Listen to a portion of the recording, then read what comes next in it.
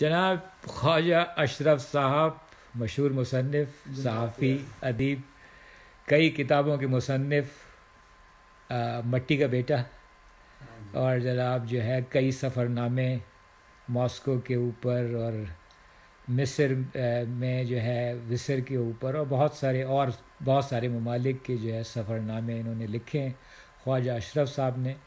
اب ذرا یہ کام کر رہے ہیں کہ اپنی چند کتابوں کا ترجمہ انگریزی میں کر رہے ہیں، تو بتائیے اس کے بارے میں. پہلے میں نے 3 سال پہلے اپنی اردو کی بے شمار کہانیوں کا ترجمہ انگریزی میں کیا، جسے اپنا شائع کیا واکنگ ان دا ڈارک کے نام سے، اور وہ امیزون پہ اویلیبل ہے وہ.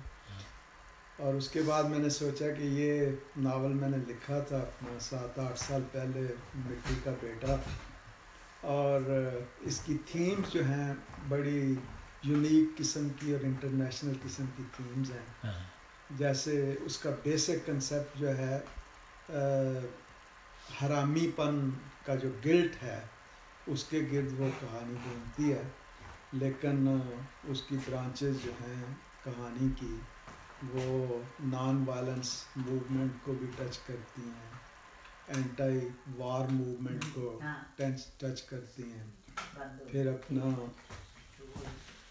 چیریٹی ورک جو ہے اسے ٹچ کرتی ہے، وہ ملک سے لائلٹی کے کنسیپٹ کو ٹچ کرتی ہے. تو بے شمار کنسیپٹس ہیں ماڈرن قسم کے، اور جانوروں اور انسانوں کے درمیان جو رشتہ بنتا ہے، حیاتیاتی رشتہ، اس پہ بھی وہ بھی ایک اسپیکٹ ہے اس ناول کا. تو اس انٹرنیشنل اسپیکٹ کی وجہ سے میں نے سوچا کہ اسے انگریزی میں ٹرانسلیٹ ہونا چاہیے. تو اسے میں نے ٹرانسلیٹ کرنا شروع کیا تھا چند ماہ پہلے، تو یہ تقریباً 2/3 ہو گیا ہوا ہے ٹرانسلیٹ.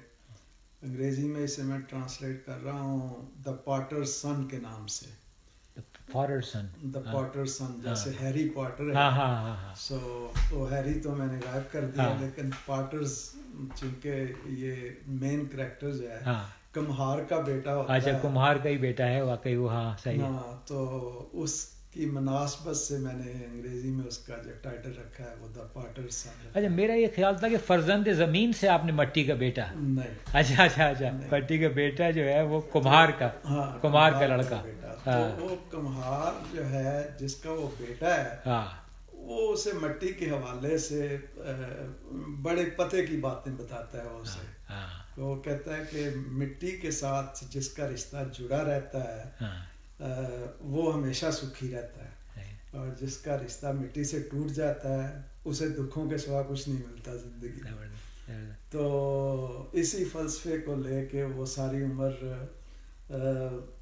اپنی زندگی گزارتا ہے، اور یہ سارے بڑے بڑے کارنامے جو ہے وہ سارے انجام دیتا ہے.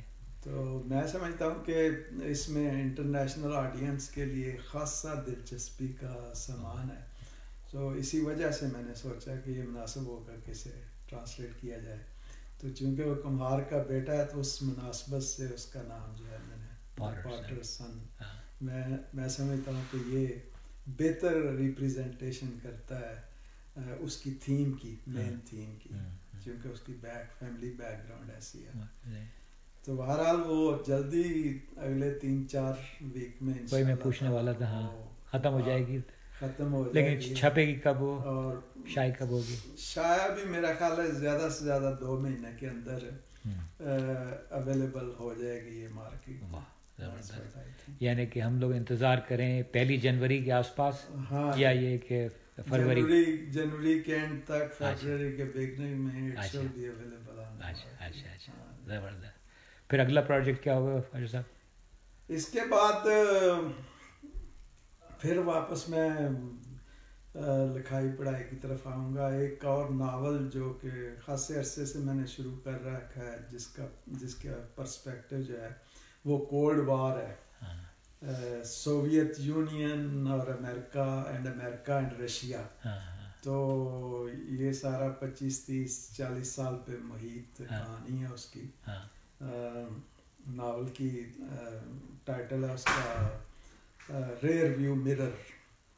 अच्छा, जो मॉस्को तो उसका भी कुछ अंदर जो है ऐसे ही कुछ था सिलसिला जो है वो, हाँ कहना चाहिए। अच्छा, हाँ जी, एक किताब थी कोई ऐसी जिसके अंदर के पस मंज़र था इसी तरह का? हाँ उर्दू वो मैंने उर्दू में एक नावल लिखा था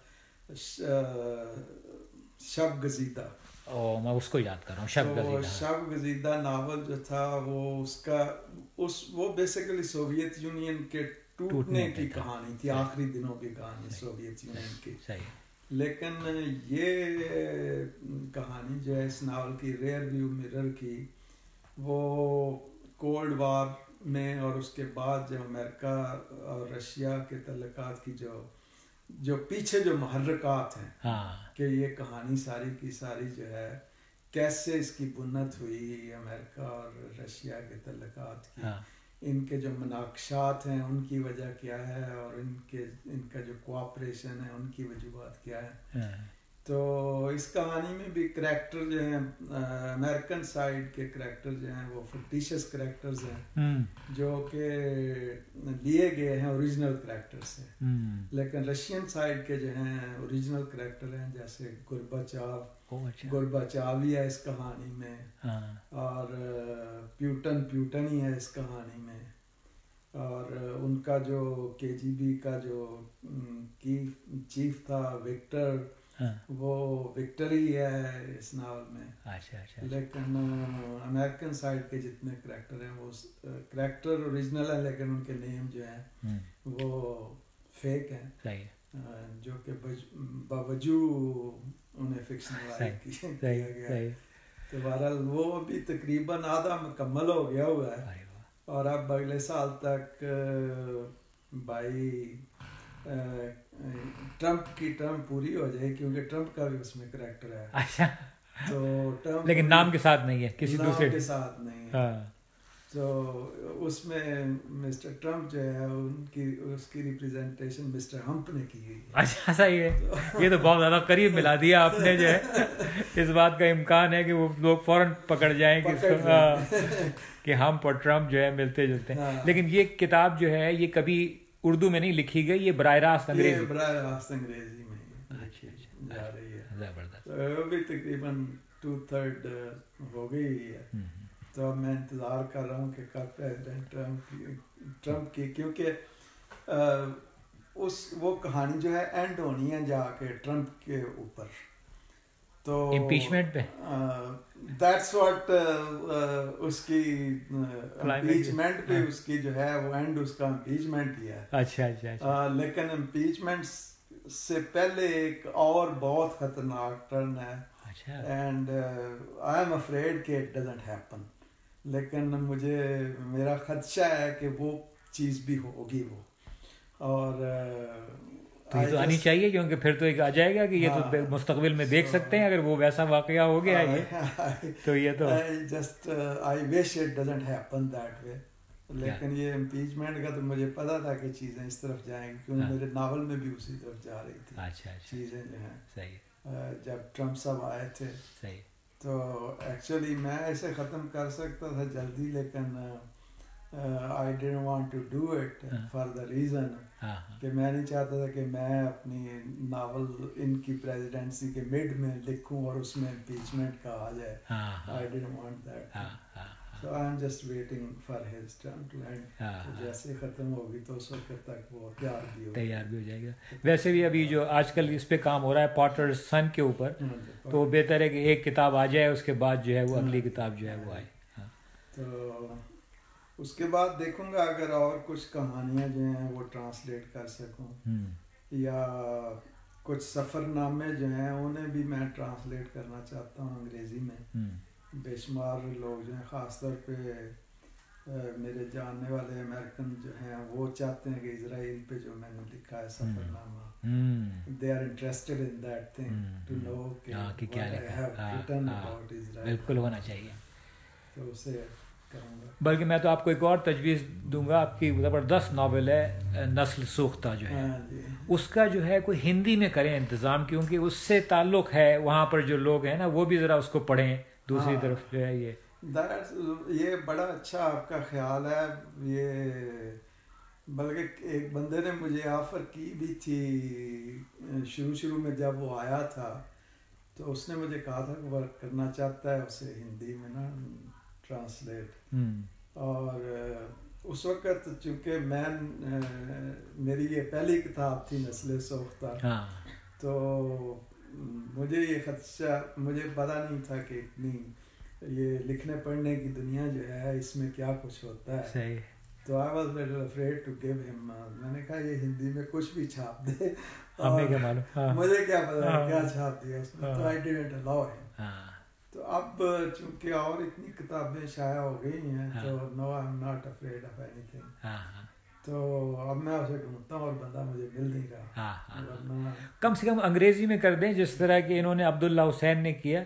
ان کی کتاب اداس نسلیں تھی, اس کا انہوں نے خود ہی جو ہے ترجمہ کیا. دیکھوں گا ایکچولی اس میں وہ کتاب جو ہے وہ کئی حوالوں سے بڑی ہے. تو اس میں پاکستان کے جو ہسٹوریکل ایونٹس ہیں انہیں ان کے صحیح پرسپیکٹو میں ڈالا گیا ہوا ہے. جیسے جناح صاحب سے شروع ہو کے اس کی نسل جو تھی وہ نسل پاکستانیوں کی جنہوں نے جناح صاحب کے ساتھ کام کیا تھا. پھر اس کے بعد ان کی اگلی نسل جو ہے جنہیں ایوب خان کے دور میں جینے کا موقع ملا. پھر اس کے بعد پاکستان میں پولیٹیکل ایکٹیویٹی کرنے کا موقع ملا. تو وہ ان ساری جنریشنز کی وہ بالکل کہانی ہے. نسل سوختہ ہے, اور ہر نسل کا ایک یونیک پرسپیکٹو ہے اس کہانی. اور پھر وہ کہانی جو ہے یا وہ ناول جو ہے باقاعدہ پاکستان کے جو ایشوز 70 سال سے چلے آ رہے ہیں تھرو آؤٹ, جن کی وجہ سے پاکستان ٹوٹا بھی 1971 میں, تو اس کے لیے وہ سولوشن بھی تجویز کرتی ہے کہ اگر پاکستان میں جگیرداری سسٹم کو کیسے تبدیل کیا جائے, سرمایہ داری سسٹم کو کیسے تبدیل کیا جائے, اور سوشل سیٹ اپ کو کیسے چینج کیا جائے, تو پاکستان جو ہے وہ ایک صحت مند سوسائٹی اور صحت مند ملک میں تبدیل ہو سکتا ہے. تو وہ سارے اس میں ایک قسم کے سلیوشن جو ہیں وہ موجود ہیں اس کا پاکستان کے. اور ایکچولی وہ نسل سوختہ کا جو استعارہ ہے بیسیکلی اسی پہلی نسل سے آیا ہے جنہوں نے پاکستان بنایا تھا, لیکن پھر وہ بیچارے جل بن گئے اس ملک کو قائم رکھنے کے لیے, اس کی تعمیر کرنے کے لیے, اور وہ کر نہیں سکے. تو ان کے جو فیلئرز ہیں اگر وہ سرٹن رستے پہ چلتے تو وہ ان فیلئر سے بچ سکتے تھے, لیکن they got burned instead of taking the right path. بالکل صحیح بات, بالکل صحیح بات. تو یہ جناب بہترین ہے, بہترین ہے. خواجہ اشرف صاحب آپ کا جو ہے آپ کا وقت دیا, بہت بہت شکریہ, اور بہت شدت سے انتظار ہے اس کتاب کا, اور انشاءاللہ اس اگلی والی کتاب کا جس کے اندر کہ یہ سارا کولڈ وار اور اس کے بعد کا جو ہے پوری کہانی موجود ہے. بہت شکریہ. آپ سے کوئی اور کچھ کہنا چاہ رہے تھے کہ آپ جناب یہ اب کہانی چونکہ اب میں ترجمہ کر رہا ہوں اس کا دا پارٹر سن کے نام سے, تو مجھے خود بڑا تعجب ہو رہا ہے. میں چونکہ دوبارہ اسے ری ریڈ کر رہا ہوں کہ یہ سارا کچھ واقعی میں نے ہی لکھ دیا, میں نے لکھا ہے, اور وہ بڑی یونیک سٹوری ہے اور بڑی کم ایگزامپلز ہیں ورلڈ لٹریچر میں اس ڈائمینشن کی کہانی کی. تو مجھے اندازہ ہے کہ وہ کتنی امپورٹنٹ تھیم ہے اس کی, اور کتنی اور یونیورسل تھیم ہے, یونیورسل کہ بھائی جو ہے بہت سارے مختلف کلچر کے لوگ اس سے ریلیٹ کر سکتے ہیں کہ ہاں بھائی یہ تو ہماری کہانی بھی ہے. بہترین. خواجہ اشرف صاحب اجازت دیجیے, پھر آپ سے بات ہوتی ہے. بہت شکریہ, بہت شکریہ, شکریہ.